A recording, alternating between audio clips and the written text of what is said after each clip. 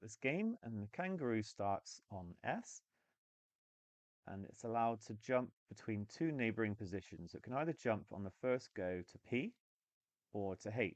However, if it jumps to H, the game's over.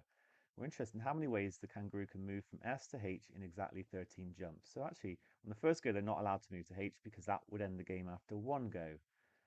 They have to move to P, and there's only one way that they can do that. Once they're at P, they can either jump to S or L. Actually, both of these are fine. And so there's going to be two possibilities, two ways. Once they're S and L, they're going to have to jump back to P because otherwise the game would end. The only other option was H. And there's only one way to do that. And then on the fourth go, they're back at P. They can either move to S and L again. And you can see it kind of repeating. And what we're actually going to be doing is multiplying these together for the total number of possibilities. This is the idea of the product rule of counting. There's two ways that we could get to S or L here. So if we went S, for example, there'd then be two ways that we can get back to S.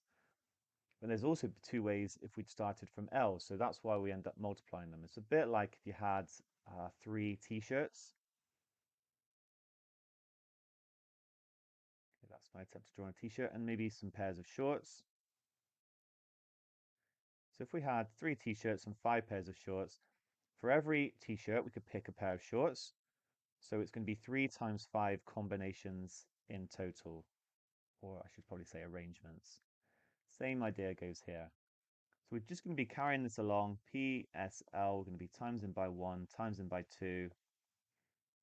Now SL is always the even number. So when we get to the 12th go, we're going to jump, we're going to be at S and L again.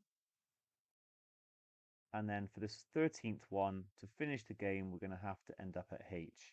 But again, there's only one way to do that. So it's going to be 1 times 2 times 1 times 2.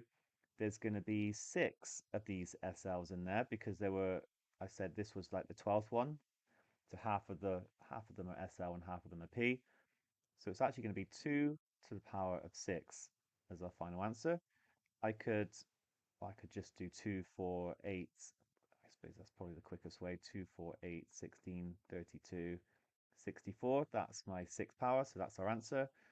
You could alternatively write 2 to the 6 as 2 squared cubed, which is 4 cubed, and you might know that 4 cubed is 64. That's an alternative way of doing it. Anyway, nice question, slightly different one on arrangements. Hope you're happy with that.